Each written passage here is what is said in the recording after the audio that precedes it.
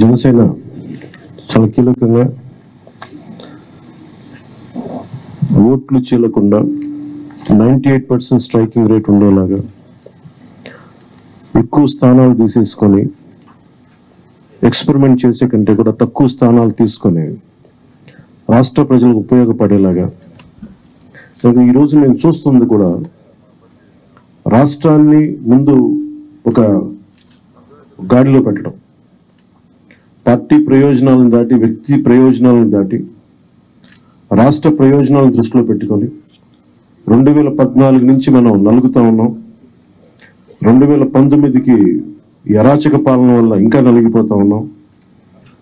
ఇలాంటి సమయంలో నేను చాలా నిర్మాణాత్మకంగా చాలా బాధ్యతతోటి అన్ని ఆలోచించి చాలామంది పెద్దలు 45 స్థానాలు కావాలి 70 స్థానాలు కావాలంటే ఒకటే చెప్పాను అందరికీ. 2019లో కనీసం నాకు ఒక 10 స్థానాలు ఉండుంటే ఈరోజు ఎక్కువ స్థానాలు తీసుకొని ఒక మంచి చక్కటి అవకాశం ఉండేది. అది కోల్పోయాం కాబట్టి ఈసారి తక్కువ స్థానాలతోటి 98% స్ట్రైకింగ్ రేట్ ఉండాలి. దాంట్లో భాగంగానే 24 స్థానాలు 3 పార్లమెంట్లు ఫిక్స్ అయిపోయాం. ఇది మన నాయకులందరికీ కూడా వ్యక్తి ప్రయోజనాలను పక్కన పెట్టి రాష్ట్ర ప్రయోజనాలని ముందుకు తీసుకెళ్దాం.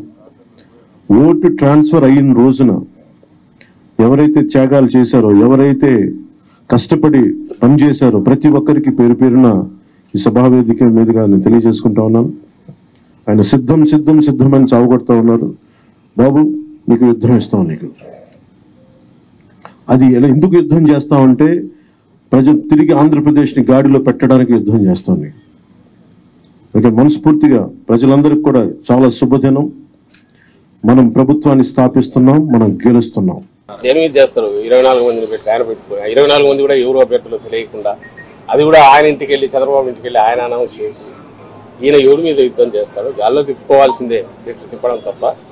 మేమైతే చెప్తున్నాం, ఎంతమంది వచ్చినా మేమైతే సిద్ధం అంటున్నాం. దేనికి? ఎన్నికలకు రెడీ. నువ్వు ఆయన యుద్ధం అనడానికి నువ్వు 150 కాన్స్టిట్యూన్సీలు నీ మనుషులు ఎవరన్నా ఉన్నారా? లేక 24 కైనా నువ్వేమన్నా అనౌన్స్ చేయగలిగావా?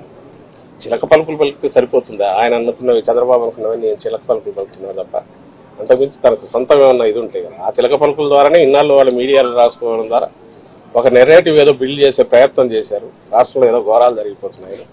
అయితే అవి ఎందుకు నిలబడవంటే నేను ఇంతకుముందు అన్నట్టు 87-90% మంది బెనిఫిట్ అయ్యారు ఇక్కడ రాష్ట్రంలో.